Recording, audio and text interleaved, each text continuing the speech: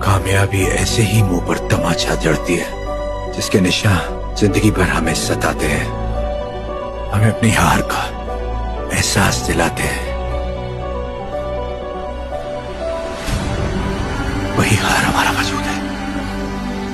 कुछ लोग सच से भागते ही रहते हैं, कुछ अपना लेते हैं, कुछ उससे लड़ते हैं लेकिन बिना आत्मसम्मान के, और कुछ लोग हार मानकर सब कुछ तबाह कर देते हैं दोबारा एक नई शुरुआत करने के लिए।